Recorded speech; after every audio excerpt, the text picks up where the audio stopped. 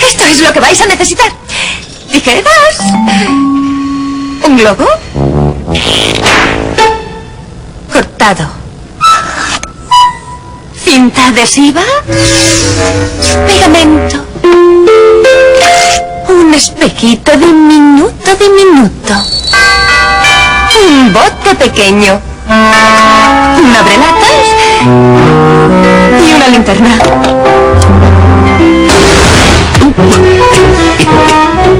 Con el abrelatas abrís cuidadosamente los dos extremos de la lata. Así. Luego cogéis el globo, lo estiráis y lo colocáis sobre un extremo de la lata fijándolo con cinta adhesiva. Así. Cuando hablo por la lata, el sonido de mi voz hace vibrar el globo. No veo que se mueva nada. Muy bien. Gracias a nuestro espejo diminuto podremos ver el sonido. Con un poco de cola pegáis el espejito al globo, así. Colocad el espejo cerca del borde, no en el centro. ¿Será mejor? Don, eres un desastre. ¿Por qué todo parece tan fácil cuando lo hace él? Tiene dedos. Ah, Y cerebro. sí. Ahora, cuando hablo por la lata, hago vibrar el aire que hay dentro, que a su vez hace vibrar el globo, que a su vez hace vibrar el espejito. Rey, necesito una cartulina. Por favor, un poco de luz ambiental. Gracias, Rey. Rey, ilumina mi vida. Vamos a ver mis vibraciones de voz en la cartulina.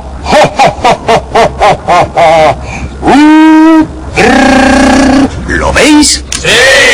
Entonces el sonido son vibraciones que viajan por el aire. Sí y no. No solo viajan por el aire, también pueden viajar por la madera. ¡Date paso! paseo!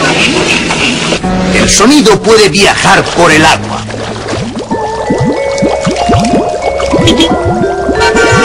Y hablando de ondas sonoras, el sonido puede viajar hasta un cordel. Si estáis aburridos en casa, haced lo siguiente. Coged dos latas de este tamaño y quitad la tapa de un extremo. Haced un pequeño agujero en uno de los extremos de la lata y metéis una cuerda haciendo un nudo así. Haced lo mismo con la otra lata. La cuerda debe quedar tensa, solo funcionará si está realmente tensa. Y ahora ya podéis llamar a quien queráis. Y parafraseando a Alexander Graham Bell, el inventor del teléfono, ¡Señor Rata! ¡Le necesito! ¡Venga! Big Man, ¿cómo funciona esto? Es de lo más sencillo. Mi voz hizo vibrar el aire del interior de la lata, que a su vez hizo vibrar el extremo de la lata, que hizo vibrar el cordel, que como recordáis estaba muy tenso, que a su vez hizo vibrar el aire de la otra lata. Ese aire provocó vibraciones en tu tímpano y otras partes del oído que enviaron señales al cerebro donde pudiste oírlas. De esa forma, el sonido que emitió mi voz viajó a través del cordel hasta llegar a tu oído. Big Man, te llaman por la lata. ¿Quién podrá ser? Mi cordel no figura en la guía. Soy yo. A continuación, agua y agua por todas partes y no cae ni una gota. No os vayáis. Os enseñaremos algo que os va a alucinar y que podéis...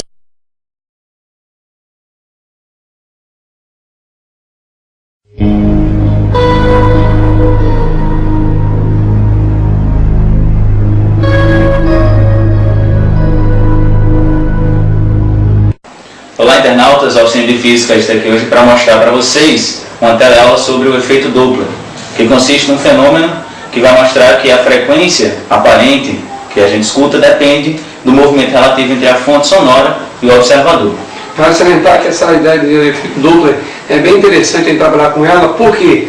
Porque a gente sempre menciona que a frequência de uma onda não é alterada, a menos que você vá à fonte e altere essa frequência. Então, uma vez a onda sendo emitida, certo? Qualquer fenômeno que ela sofrer, interferência, difração, reflexão, refração, certo? Polarização, a frequência dela já permanece a mesma em todos os momentos.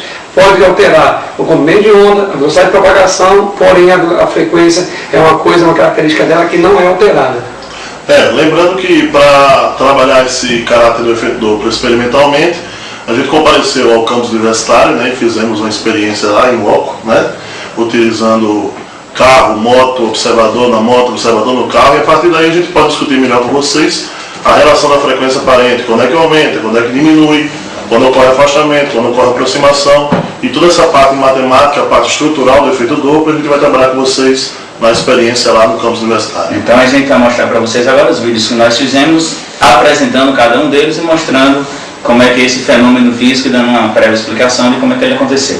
Nesse experimento que a gente realizou no campus, a gente utilizou um tipo de onda que é uma onda sonora. Exatamente. Certo? Mas o efeito Doppler ele pode ocorrer, por exemplo, com a luz, que é conhecido como efeito Doppler-Fizeau. Tá? Mas em vídeos adiante a gente consegue retornar esse efeito Doppler e explicar melhor a ideia do efeito Doppler para a luz. Então vamos aos vídeos. Vamos lá.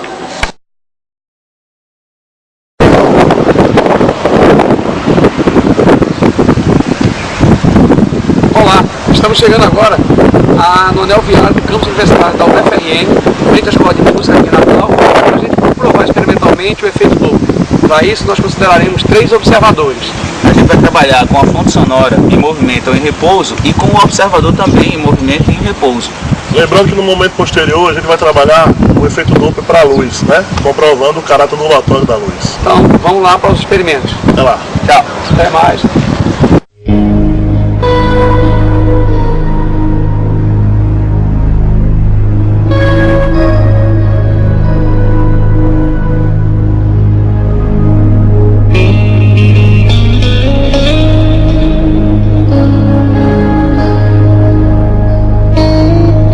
No vídeo a seguir, a gente vai ver que com o observador e a fonte em repouso, não vai ocorrer efeito Doppler. Por quê? Porque todos estão parados entre si, não há um movimento relativo.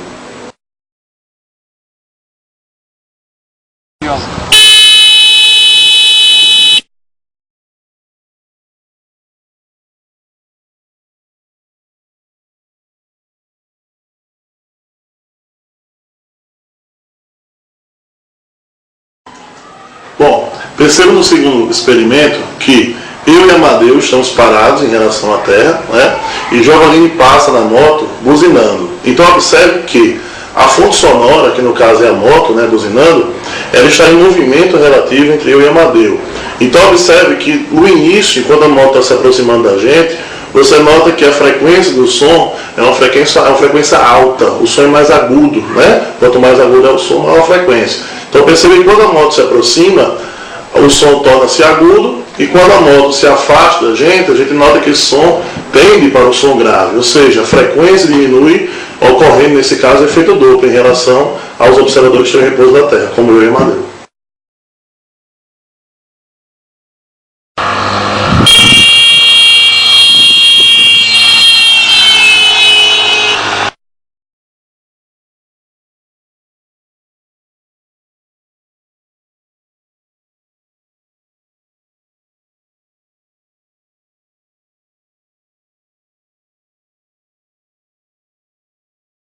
Bom, vou apresentar agora 2 vídeos bem interessantes, tá? Que vai comprovar o efeito Doppler para um referencial e a não existência, a não ocorrência do efeito Doppler para outro referencial, embora o evento seja o mesmo. O que consiste? Eu vou passar buzinando, tá? Passando por Pedro e Giovannini que estão parados na Terra, e como o referencial vai estar em Pedro e Giovannini, eles vão presenciar, vão observar o efeito Doppler. No vídeo seguinte, a câmera vai passar para dentro do carro, certo? E vai estar me acompanhando como observador e a buzina, a fonte sonora. Como nesse segundo vídeo, eu e a fonte não estaremos em movimento relativo, não vai ocorrer efeito Doppler para mim. O que vai acontecer? Tá? Vocês vão conseguir visualizar que o efeito Doppler depende do referencial. Havendo movimento relativo, ocorre efeito Doppler. Não havendo movimento relativo, não ocorre efeito Doppler.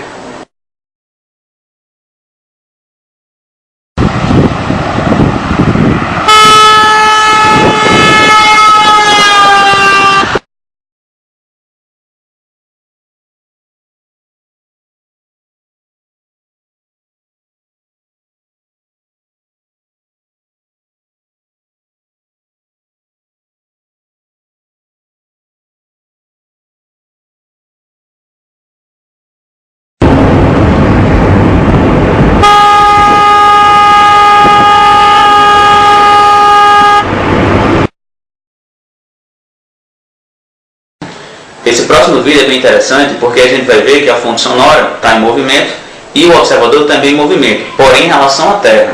E não vai haver movimento relativo entre eles. E a moto vai estar buzinando. Então a gente tem a fonte sonora e o observador em dois pontos diferentes. Então a fonte sonora vai ser Giovanni na moto, o observador em movimento em relação à Terra, mas parado em relação a Giovanni seria eu no carro.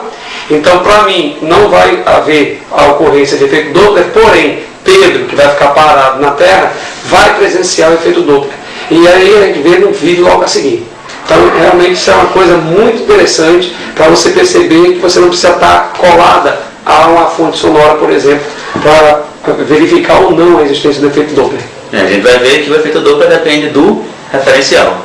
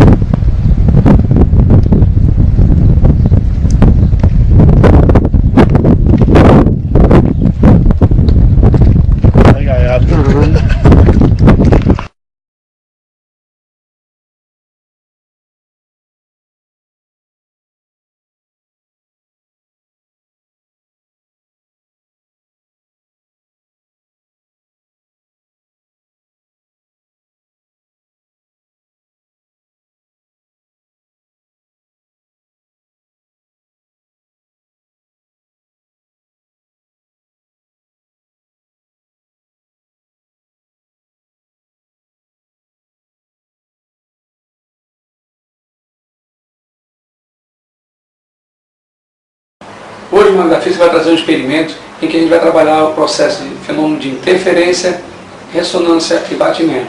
Trata-se de um diapasão. Esse diapasão é um diapasão didático, certo? Em que, quando colocado a vibrar, vai vibrar com uma frequência de 440 Hz, que equivale à nota Lá. Então, se eu bater aqui nesse diapasão, ele oscila e esse efeito sonoro é causado pela oscilação. Tanto é que, se eu impedir de oscilar, ele deixa de emitir o som. Tá? Então, novamente.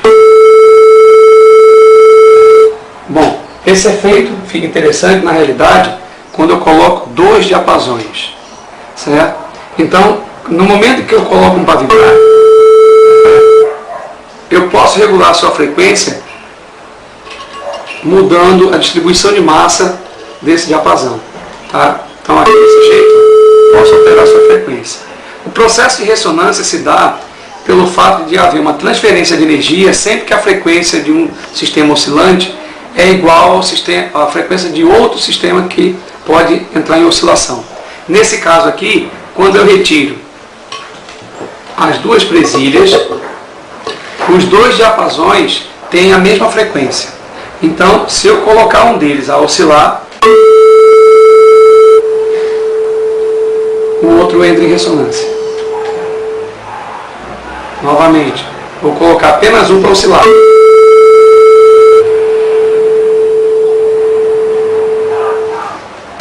Outro processo que a gente pode mostrar também, já que esse processo é considerado ressonância, porque um vibrou, transferiu energia para o outro, porque a frequência desse é igual a desse aqui. Tá? Então, outro processo que eu posso fazer é um processo de interferência quando eu gero duas ondas, por exemplo, de frequências diferentes.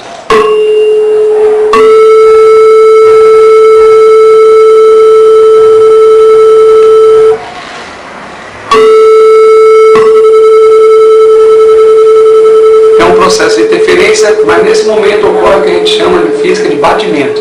São duas ondas geradas com frequências próximas uma da outra, certo? E cada vez que eu altero isso aqui, eu posso reduzir o batimento. Por exemplo, agora, houve uma redução no batimento. Se eu ficar organizando isso de tal forma, eu posso reduzir o batimento até tirar quando os dois estiverem oscilando com a mesma.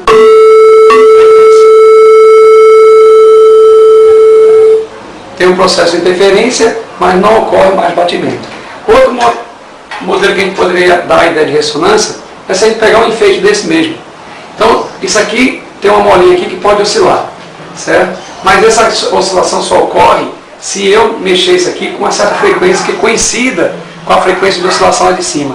O fato de mexer não fará ele entrar em ressonância. Agora, se eu mexer com a frequência lá de cima, eu posso dizer que ele entrou em ressonância. Tá? Então, vocês presenciaram, verificaram 3 fenômenos interessantes: interferência, ressonância e batimento. Até a próxima.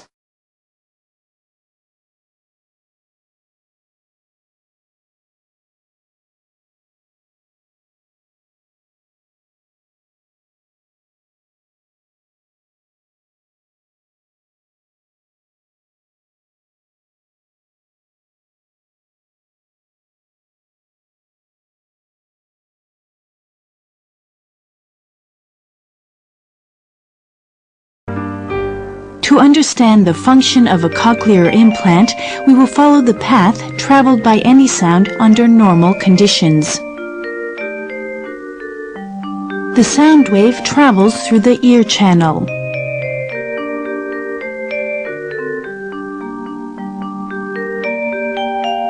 And reaches the cochlea via the middle ear.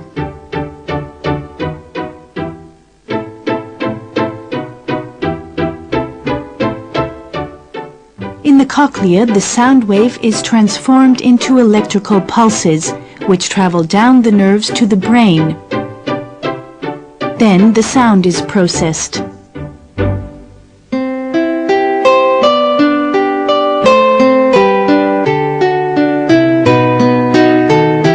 The sound is transmitted at a high speed.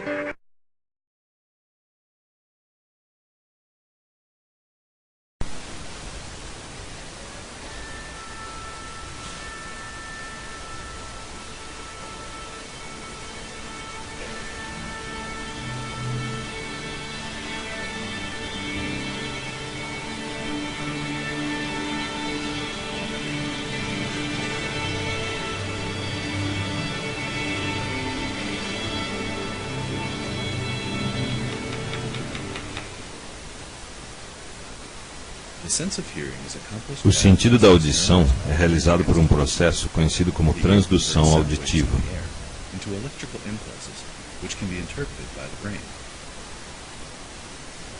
O ouvido converte ondas sonoras do ar em impulsos elétricos que podem ser interpretados pelo cérebro. Assim que o som entra no ouvido, passa através do canal auditivo externo, atingindo a membrana do tímpano.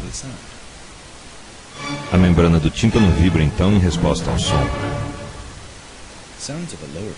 Sons graves ou de baixa frequência produzem uma vibração lenta, e sons de baixa amplitude ou volume produzem uma vibração fraca. Sons de alta frequência ou agudos produzem vibrações rápidas. A membrana do tímpano é em forma de uma concha e é articulada com uma cadeia de 3 ossos chamados de ossículos auditivos. Eles são o martelo, a bigorna e o estribo. Os movimentos da membrana do tímpano vibram os ossículos, passando informações de frequência e amplitude.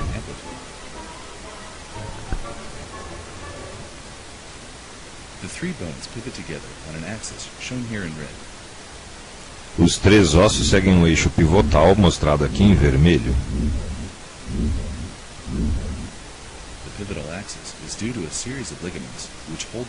Esse eixo é devido a 2 ligamentos que mantêm os ossos no lugar dentro da cavidade do ouvido médio, o ligamento anterior e o ligamento posterior. Duas estruturas que impediriam essa visualização foram removidas. Elas são o nervo corda do tímpano e o tendão do músculo tensor do tímpano.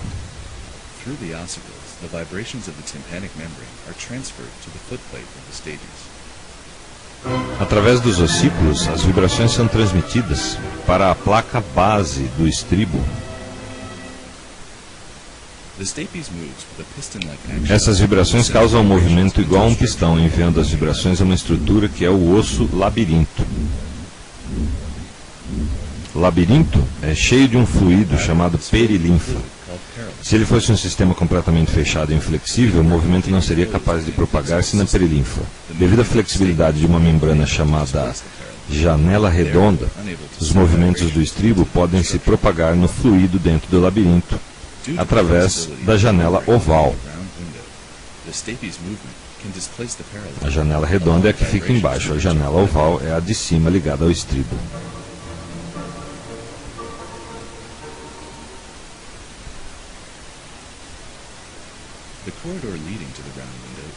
As vibrações se propagam na parte espiral, conhecida como cocléa. Essas vibrações partem da janela oval, passam pela espiral e retornam até a janela redonda.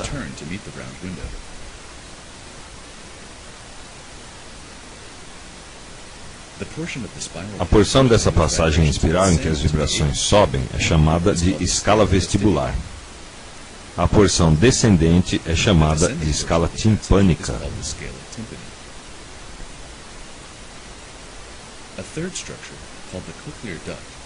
Uma terceira estrutura, chamada escala média, é situada entre as duas escalas. A escala média é cheia de um fluido. Em uma visão de corte, as separações dos fluidos por duas membranas fica visível. Elas são a membrana tectórica e a membrana basilar. As membranas são flexíveis e movem em resposta às vibrações que viajam nas escalas vestibular e timpânica, permitindo as vibrações passarem entre elas.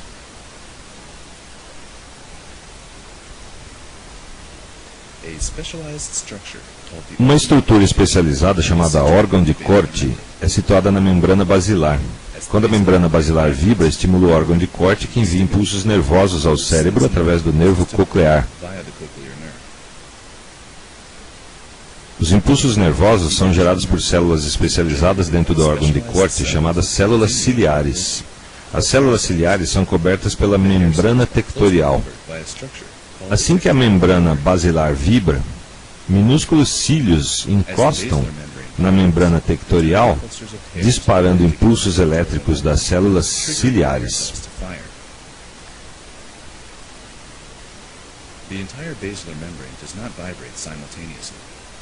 A membrana basilar não vibra simultaneamente. Em vez disso, áreas específicas ao longo da membrana vibram em resposta a diferentes frequências sonoras.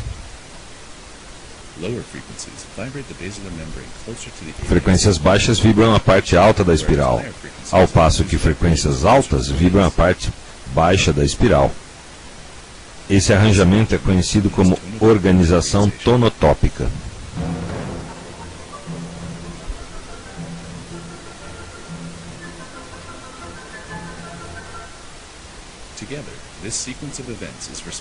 Juntos, essa sequência de eventos é responsável pela percepção acústica do mundo em nossa volta.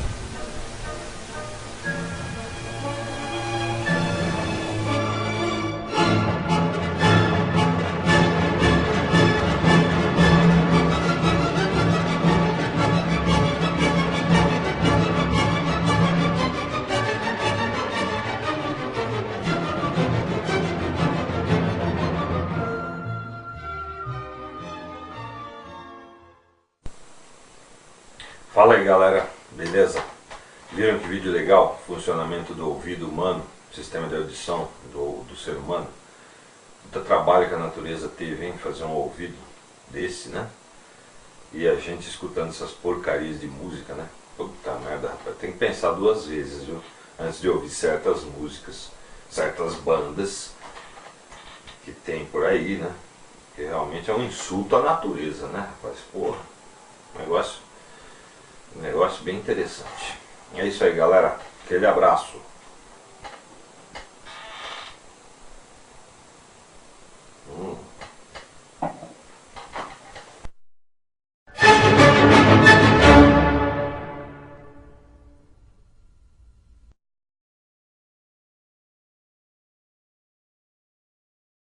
Sound begins with a vibrating source that causes waves to travel through the air like ripples on water. The waves create a pattern in the surrounding air molecules. At the front of the wave, the molecules are pushed together. Towards the back, they are pulled apart. These wave patterns move outwards from the source, with stronger waves sounding louder than weaker ones. A sound's frequency, or Hertz value, is the number of waves that pass a given point in 1 second. The more waves per second, the higher pitched the sound.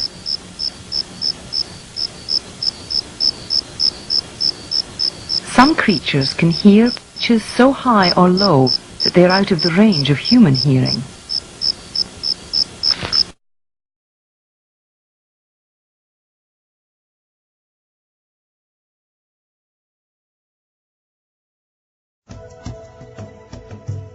O pavilhão auricular faz parte da orelha externa e é responsável por captar as ondas sonoras do ambiente e direcioná-las ao longo de um túnel, o canal auditivo externo.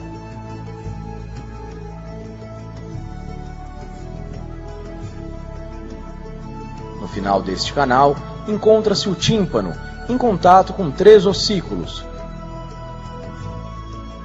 o martelo, a bigorna e o estribo, tão pequenos quanto um grão de arroz. A vibração do tímpano e dos ossículos na orelha média multiplica a pressão sonora que será transmitida à orelha interna. Já na orelha interna, a onda sonora percorre a perilinfa, o líquido que preenche a cóclea.